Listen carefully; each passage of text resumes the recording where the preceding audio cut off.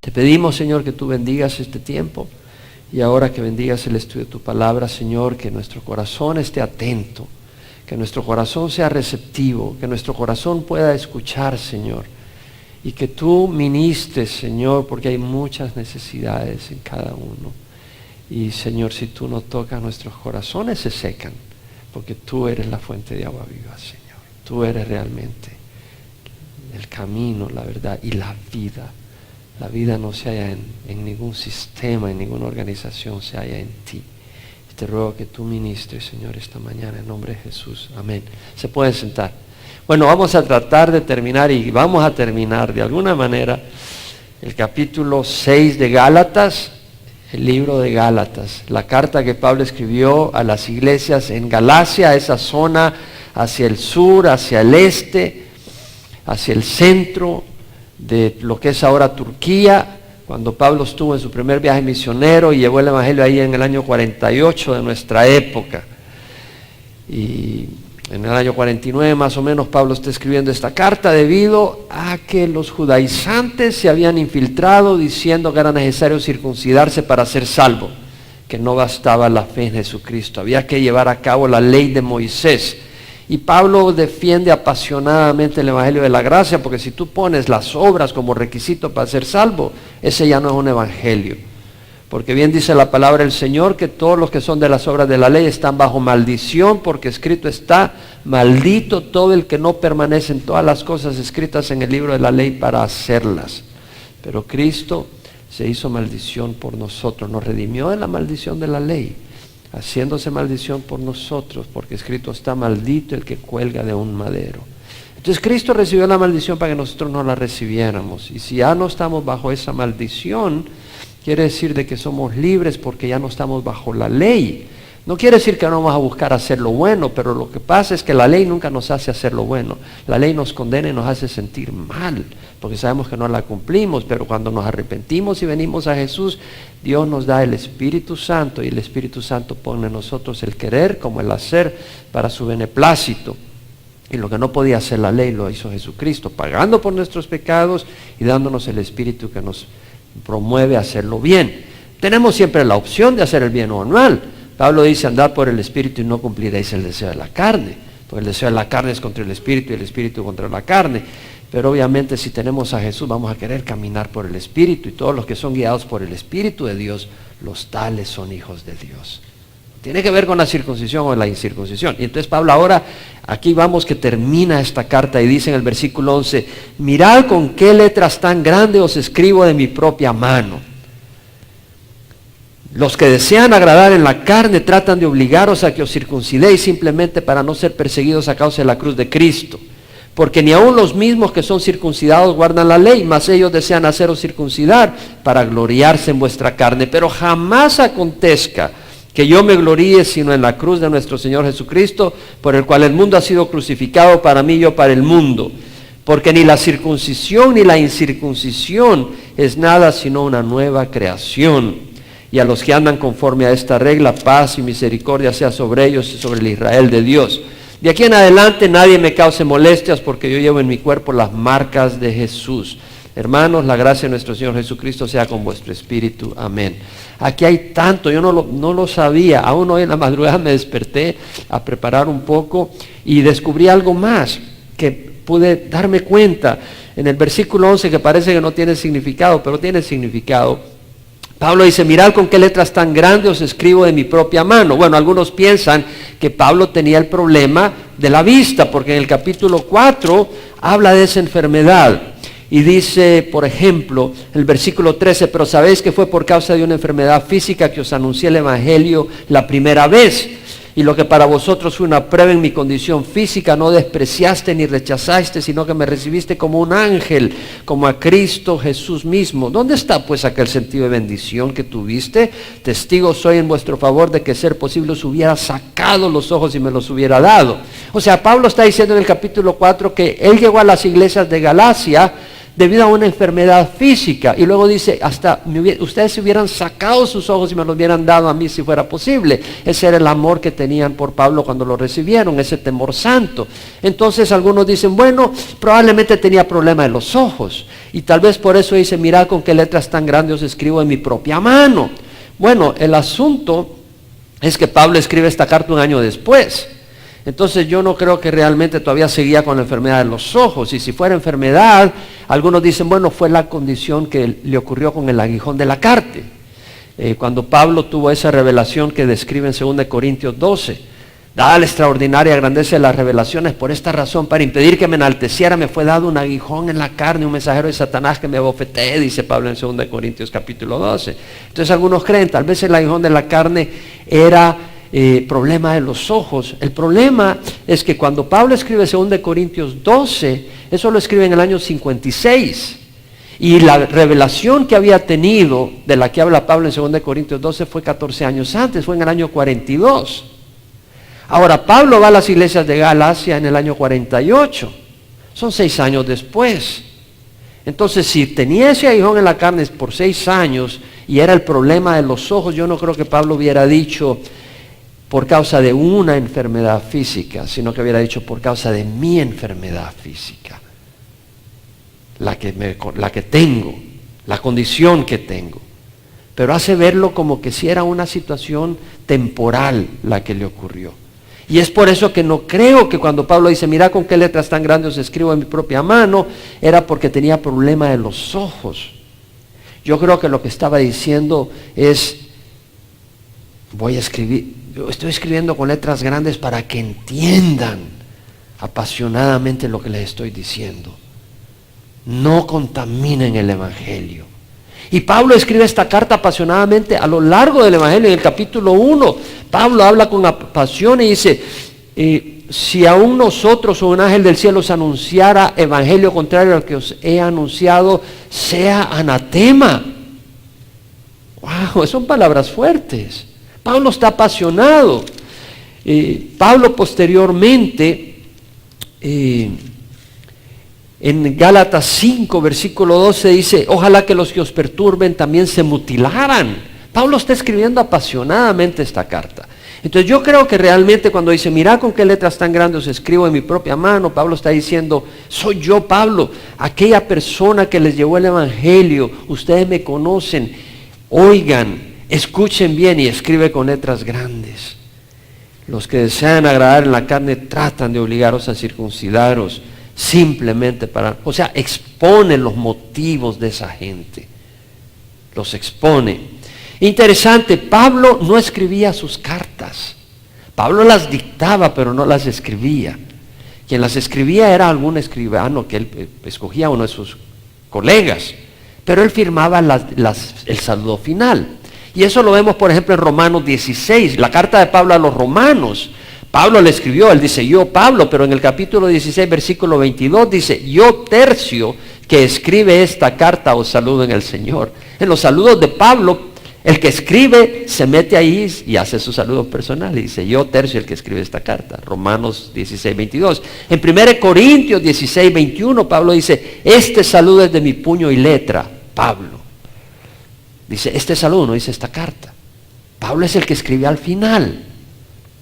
En Colosenses 4:18, yo Pablo escribo este saludo con mi propia mano. Acordaos de mis cadenas, la gracia sea con vosotros. Está diciendo Pablo que lo que escribía es era el saludo. Según de Tesalonicenses 3:17, yo Pablo escribo este saludo con mi propia mano y esta es una señal distintiva en todas mis cartas, así escribo yo. O sea, Pablo está diciendo, mi manera de escribir es distintivo mío. Cada uno escribe a su manera. Yo escribo garrabatos que a veces ni yo me los entiendo. Pero cada uno escribe a su manera. Tú puedes ver cuando alguien escribió, si esta es la escritura de mi papá o de mi mamá o de mi amigo o de mi hermano, se reconoce. Pero ahí en 2 Tesalonicenses Pablo no dice que sea por letras grandes. Entonces no sabemos realmente.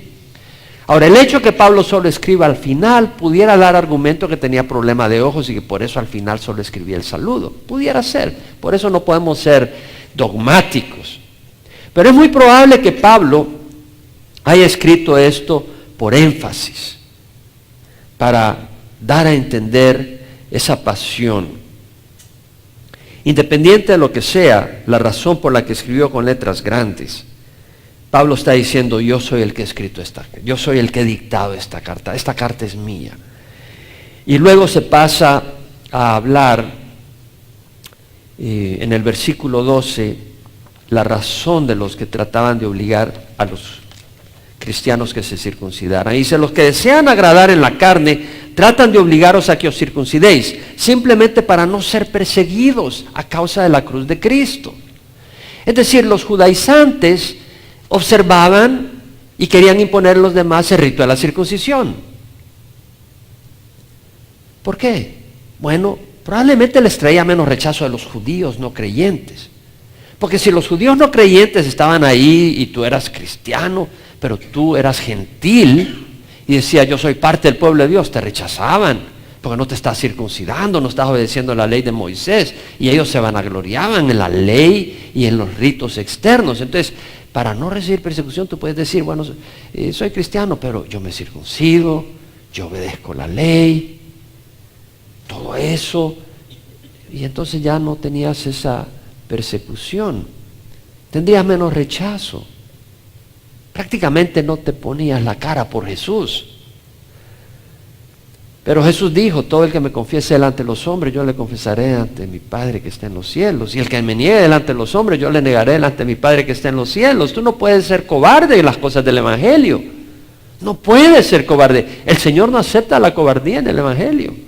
Si tú lo niegas, Él te niega, dice la palabra del Señor. No puedes.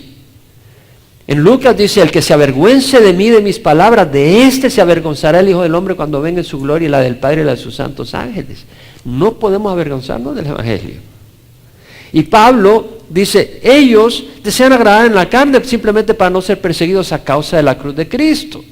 Ahora, si uno está obligado a ser circuncidado, ahora, si no era simplemente por no ser perseguido, sino porque ellos se querían aferrar a la circuncisión y a la ley para vanagloriarse que lograban ser aceptados por su ley, pues era un problema, porque entonces ¿para qué murió Cristo?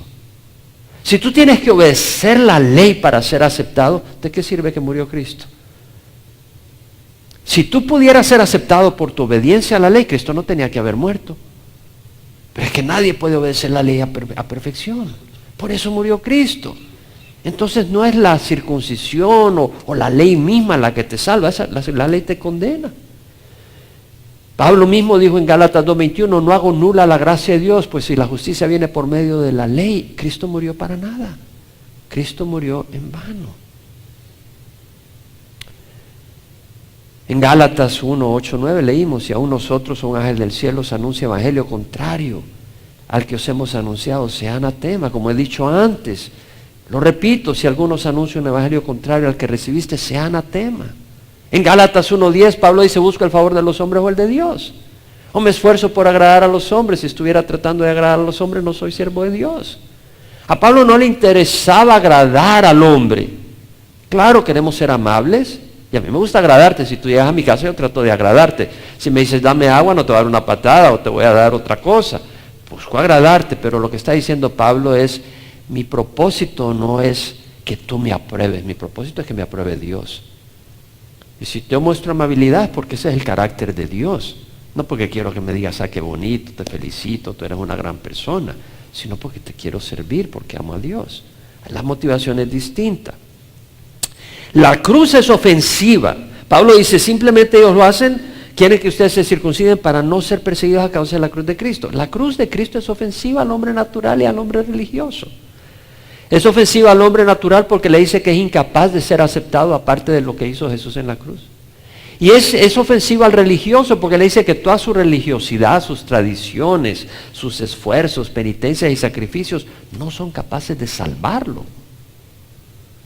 J. Vernon McGee, y adapté un poco sus palabras y las modifiqué un poco, dice lo siguiente: la cruz de Cristo es una ofensa al hombre en todo lo que se jacta.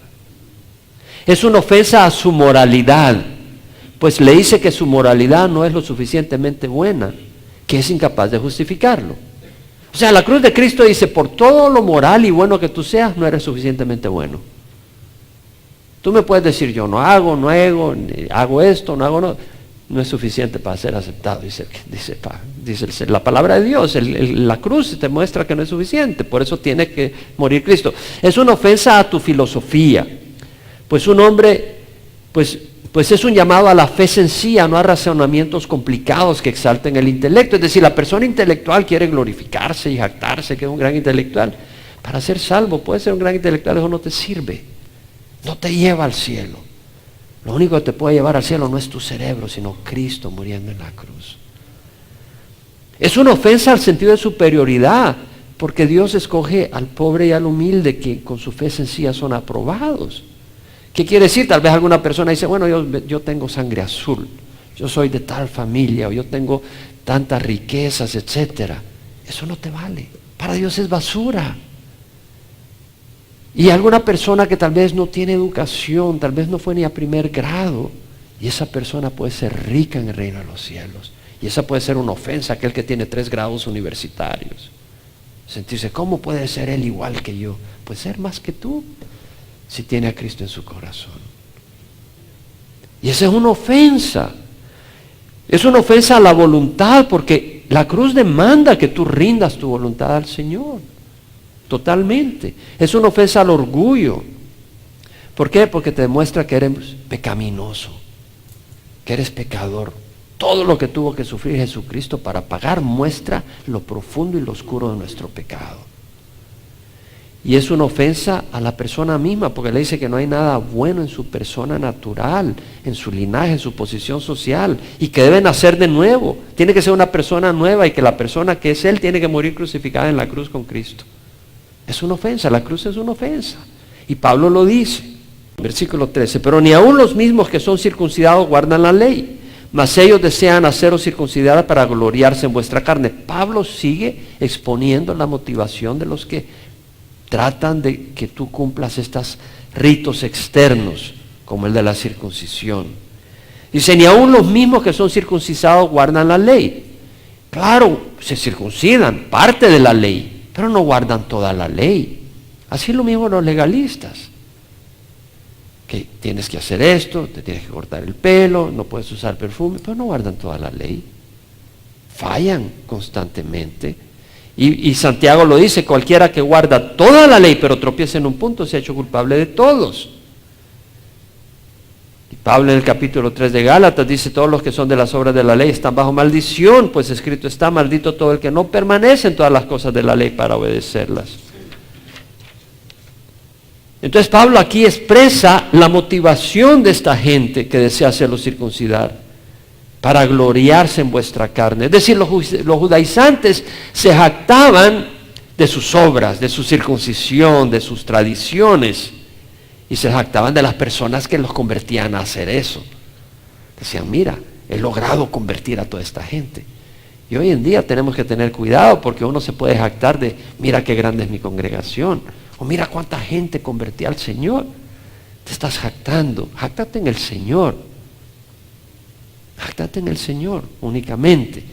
Por eso dice en el Gálatas 6:14, jamás acontezca que yo me gloríe sino en la cruz de nuestro Señor Jesucristo, por el cual el mundo ha sido crucificado para mí y yo para el mundo. Jamás acontezca que yo me gloríe sino en la cruz de nuestro Señor Jesucristo. La palabra Cristo, la palabra Jesús, la palabra Jesucristo aparece más de 40 veces. Son más de 40 veces, creo que como 44 veces que aparece la palabra Cristo, Jesús o Jesús. Jesús es central. Jesús es central. Pablo está defendiendo el Evangelio y el centro, el corazón del Evangelio es Cristo. 44 veces aparece Él. Y sin mencionar las veces que aparezca referido como Señor o a través de un pronombre. O sea, el Señor es central al Evangelio. Y si en algo vamos a jactarnos, es en Cristo, lo que hizo por nosotros en el Calvario. Qué inmenso amor tiene Jesús por nosotros. Cristo nos conoce. Sabe que muchas veces somos malhumorados. Muchas veces somos impulsivos. Muchas veces somos caprichosos. Muchas veces somos impacientes. Muchas veces somos engañosos. Muchas veces somos testarudos. Muchas veces somos egoístas. Muchas veces somos arrogantes. Y sin embargo el Señor nos amó y derramó su sangre en la cruz por nosotros, para rescatarnos del infierno. Y Pablo dice, jamás acontezca que yo me gloríe sino en la cruz de nuestro Señor Jesucristo, por el cual el mundo ha sido crucificado para mí. ¿Qué está diciendo? Pablo está diciendo, el mundo y sus placeres prohibidos están muertos para mí. El mundo ha sido crucificado para mí. El mundo no existe para mí. Es decir, la mundanidad, el pecado, la manera de este mundo. No, eso, yo ya estoy crucificado. El mundo ha sido crucificado para mí. El mundo está muerto para mí. Pero también dice, y yo estoy crucificado para el mundo. Es interesante cuando Pablo dice, el mundo ha sido crucificado para mí. Yo no creo que solo está hablando de los placeres prohibidos. Yo creo que Pablo había cambiado sus prioridades. Ya son placeres legítimos, no prohibidos, pero no eran obsesión de Pablo. Pablo no vivía para los placeres. Pablo vivía para Jesús. Pablo ya había llegado a ese punto donde dice, el mundo ha sido crucificado para mí. Había descubierto algo muchísimo mejor y duradero y fiel y digno de entregar la vida por él. Cristo. Filipenses 3, 7, 9, Pablo dice, todo lo que para mí era ganancia, lo he estimado como pérdida por amor de Cristo, por la causa de Cristo. Y aún más yo estimo como pérdida todas las cosas en vista del incomparable valor de conocer a Cristo Jesús, mi Señor, por quien lo he perdido todo y lo considero como basura, a fin de ganar a Cristo y ser hallado en Él, no teniendo mi propia justicia derivada de la fe, sino derivada de la ley, sino la justicia que es por la fe en Cristo Jesús, la que proviene de Dios a base de la fe. Entonces vemos que Pablo dice, yo estimo como pérdida todas las cosas en vista del incomparable valor. Es que no es que Pablo está diciendo el mundo ha sido crucificado para mí porque yo soy un tonto. No, Pablo está diciendo el mundo ha sido crucificado para mí porque yo he hallado algo mejor, muchísimo mejor, incomparable, de mucho mayor valor. Y dice, en vista del incomparable valor de conocer a Cristo Jesús. Conocer a Cristo Jesús no es simplemente saber un poco de la historia de Jesús, es tener una relación personal con Él. Experimentar a Jesús, conocer a Jesús.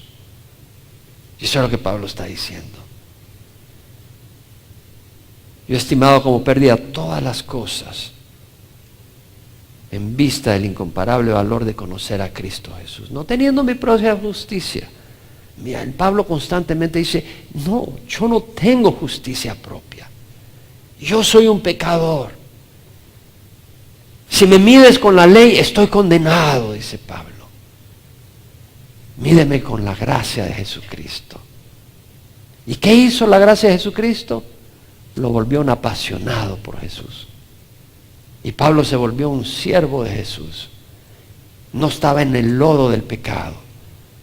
Lo que la ley no pudo hacer, sacarlo del lodo del pecado, lo hizo Jesucristo.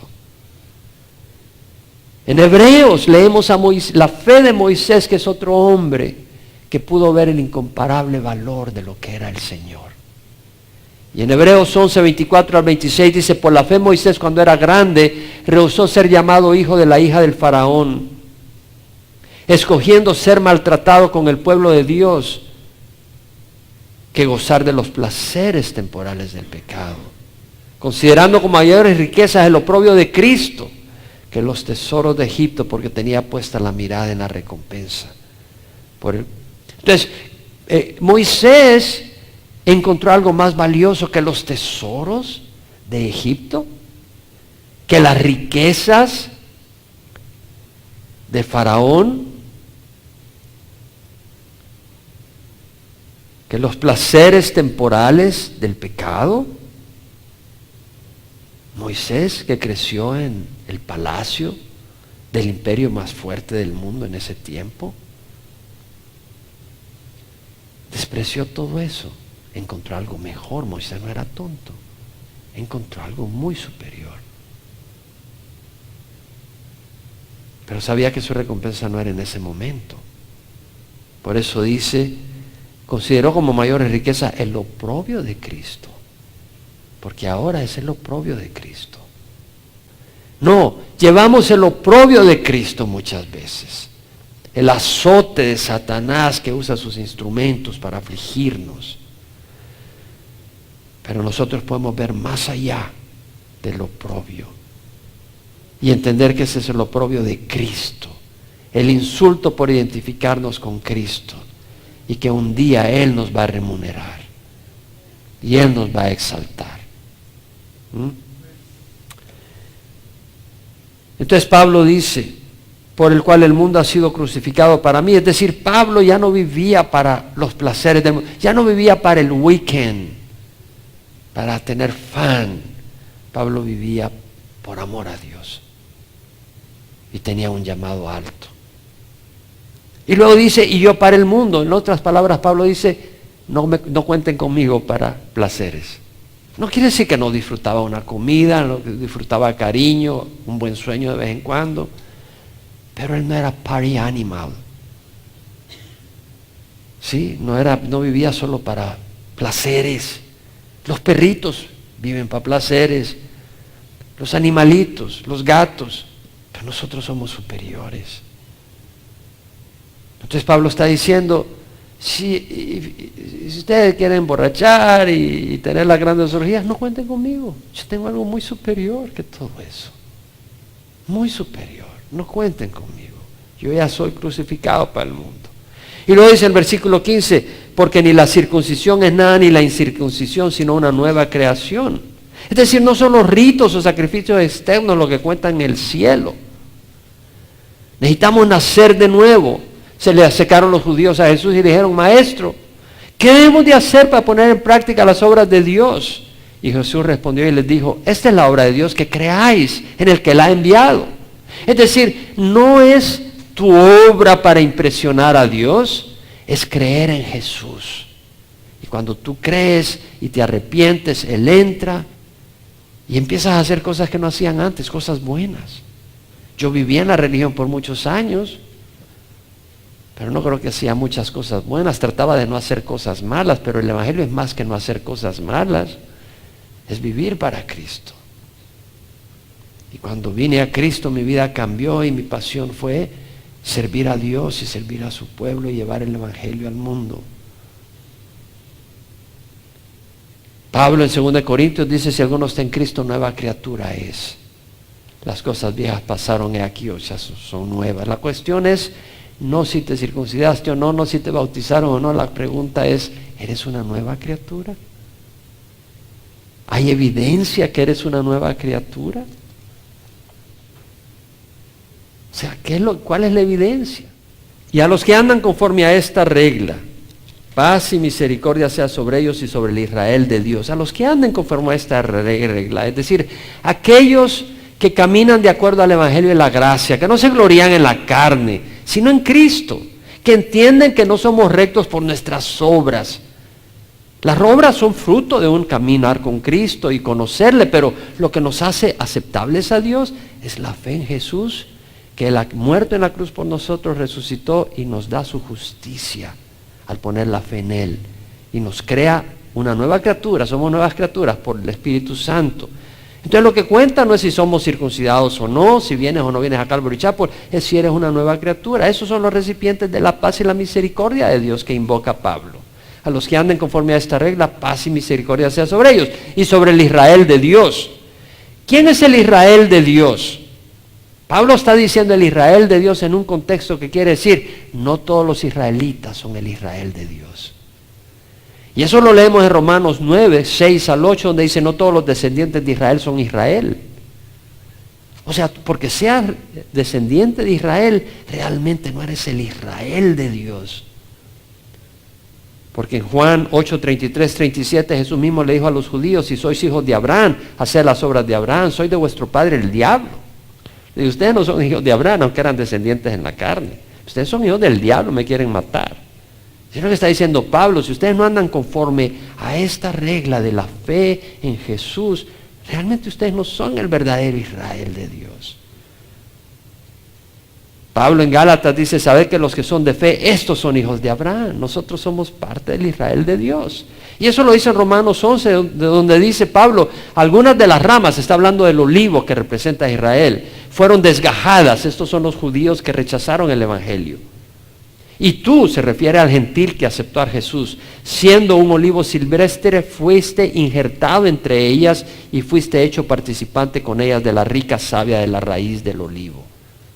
Lo que está diciendo Pablo es que los gentiles hemos sido trasplantados al olivo, a Israel. Y somos el Israel de Dios junto con los judíos que han creído.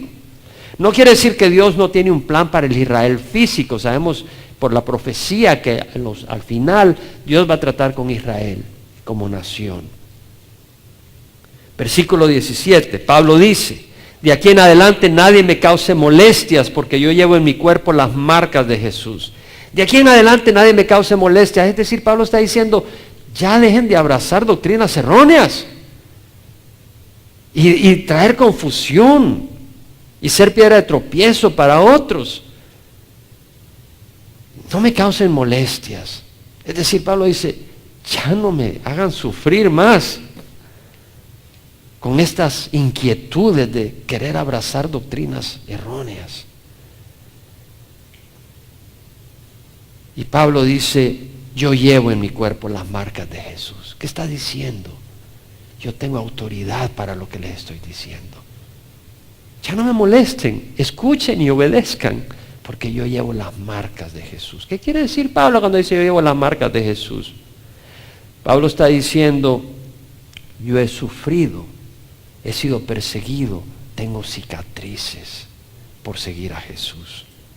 Y Pablo dice, en verdad os digo, todos los que quieran vivir piadosamente en Cristo Jesús serán perseguidos. Los que quieran vivir piadosamente, no los que quieran recitar simplemente versículos bíblicos, pero los que quieran obedecer a Jesús, van a ser perseguidos. Bienaventurados aquellos que han sido perseguidos por causa de la justicia, pues de ellos es el reino de los cielos. Regocijaos. Bienaventurados seréis cuando os insulten y persigan y digan todo género de mal contra vosotros falsamente por causa de mí. Regocijaos y alegraos, porque vuestra recompensa en los cielos es grande, porque así persiguieron a los profetas que fueron antes que vosotros. Las marcas de Jesús llevaba Pablo. No necesariamente los clavos, él no murió como Jesús en la cruz, pero él sufrió por Jesús. Los judaizantes, los falsos obreros, los falsos maestros, ellos se alababan unos a otros, se encomendaban, se exaltaban, se ponían por encima de Pablo y tomaban ventaja de las ovejas y estaban detrás del dinero de ellas, como muchos hoy en día. Ellos no llevaban el sufrimiento que había llevado Pablo, los azotes que sufrió Pablo. El mensaje de Cristo no es popular y el mensajero genuino se prueba cuando vienen los azotes y persecución. Porque si todo te va a ir bien, ¿cómo sabes que tu fe es genuina? Pero cuando te dan la espalda y la única razón es que te mantienes ahí, es porque sabes que Jesús es Jesús. Y como Pedro dice, Señor, ¿a quién iremos? Tú tienes palabra de vida. Es ahí, cuando sabes que no estás ahí porque te dio un trabajo bien pagado, o porque te hiciste popular, o porque te ganaste la lotería, sino que estás ahí porque Jesús es tu Señor. Y eso ya está fuera de discusión. No tiene precio. Hay personas que dicen, bueno, yo me vendo, todo depende de cuándo me vas a pagar. Pero el cristiano que es genuino no se vende. No hay precio que equivalga a Jesús. No se vende. Interesante, en el tiempo de Pablo los devotos de algún dios pagano se marcaban así como marcas y sellas al ganado. Hoy en día muchos se ponen tatuajes y no tiene nada malo el tatuaje, en serio, a menos que te pongas ahí la calaca o la calavera y alguna cosa que yo no sé para qué te vas a poner una calavera ahí. Te pones tatuaje en la mano, está bien, está fabuloso, nada malo. Depende de lo que pongas. Pones algo inmoral, pues sí está mal. Otras personas llevan una cadena, una cruz en el cuello. No tiene nada malo, puedes llevarla. Acuérdate que Jesús no murió en una cruz de oro y no la llevó colgando en el cuello. Él fue colgado en una cruz. No se te olvide eso. Algunos llevan imágenes de Jesús. cuelgan una cruz en las orejas, pero esa no es la señal de que tú le perteneces a Cristo. La marca del cristiano no son palabras tatuadas, no son escritura recitada. La marca del cristiano es la palabra tatuada en tu corazón y vivida diariamente en obediencia. Y el caminar del cristiano es una batalla, hermanos. Ahora, ¿puedes ir tú a la guerra y regresar bien vestidito, nítido, con tu vestido recién? No.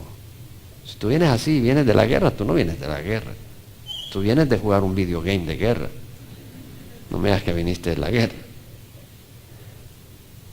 Pero si estuviste en el frente de la batalla, tú vas a venir con rasguños, hermano. Tú vas a venir con heridas, vas a venir con cicatrices, vas a venir con golpes, vas a venir todo morado, morateado. El cristiano genuino va a ser golpeado, va a sufrir. Te lo digo desde ahora. Warren Wiersbe dijo eso. El pecado marca a una persona. ¿Cómo se marca el ganado? Puede marcar su mente, su personalidad. El pecado lo marca a uno. Si tú anduviste en pornografía y en esas cosas, a veces te queda la marca. No visible, pero en tu manera. O si estuviste en alguna cosa o en otra, te puede marcar. Poca gente se puede jactar de las marcas dejadas por el pecado. Tal vez en tu borrachera perdiste una mano, o otras cosas, o anduviste en promiscuidad y terminaste con SIDA, o con alguna enfermedad venérea, y quedaste marcado. O hiciste alguna cosa y quedaste ciego, no sé. El pecado marca. Y Warren Wiersbe dice, es mejor marcarse por amar a Cristo. O sea, que las marcas que tengas sean por amar a Cristo. Los golpes, las cicatrices de caminar con Cristo y vivir para Él, por darle gracia, gloria. Y terminamos, versículo 18. Gloria al Señor. Logramos terminar rápido. Hermanos, la gracia de nuestro Señor Jesucristo sea con vuestro espíritu. Amén. Esta carta de Pablo, que tiene que ver con la gracia, concluye con palabra invocando gracia para el pueblo de los Gálatas. Los pueblos de Galacia. Es decir, ¿quieren la ley? No. La gracia de nuestro Señor Jesucristo sea con vuestro espíritu. ¿Quién de ustedes quiere gracia? ¿Quién quiere justicia? ¿Quién quiere justicia? Se van a ir al infierno. En serio, los que dijeron que quieren justicia van a ir al infierno. Esa es la justicia de Dios. ¿Quién quiere ser revestido de la justicia de Jesús? Amén. Esa ya la compró Jesús en la cruz. Vamos a pararnos. La ley fue dada por Moisés. La gracia y la verdad fueron hechas realidad por medio de Jesucristo. Terminamos con la carta de Pablo a los Gálatas. Gloria al Señor. Amén. Y si tú nunca has venido a Jesús y no te has abrigado en su sacrificio en la cruz, no le has recibido como Señor de tu vida, pues este es el momento de recibirlo. Realmente hay un cielo y hay un infierno. Eso no es juego. Tú no puedes jugar con el Señor. Tú no puedes decir, yo estoy joven, Dios me va a dar 15 años más de paciencia. Tú no puedes jugar. Tienes que ponerte en orden con el Señor. El cielo es real, el infierno es real. ¿Quién lo dijo? Jesús. ¿Tú crees que tu palabra es más fuerte que la de Jesús? Tu condenación está en tus propias manos. Los judíos dijeron, caiga sobre nosotros y nuestros hijos tu sangre. Mira lo que pasó en el holocausto, 6 millones de judíos. Y muchos más en la tribulación. No podemos jugar. Si no has recibido a Jesús, busca a Jesús, Él es vida. Caminar con Jesús es caminar en la luz y en la verdad. Ahí donde estás, te invito a que recibas a Jesús, ya sea que nos veas por internet, que estés en el salón familiar. Ora conmigo. Padre Santo, te ruego perdón por mis pecados. Hoy recibo a Jesús como Señor y Salvador de mi vida. Entra a mi corazón. Gracias por morir en la cruz por mí, Señor Jesús. Sé que tu sacrificio en la cruz es precioso y paga por todas mis iniquidades. Dame tu Santo Espíritu y quiero caminar contigo por el poder de tu Espíritu en nombre de Jesús. Amén. Si has orado, Dios ahora te ha perdonado y te ha dado su Espíritu Santo para ser una nueva criatura y con su Espíritu caminar en rectitud.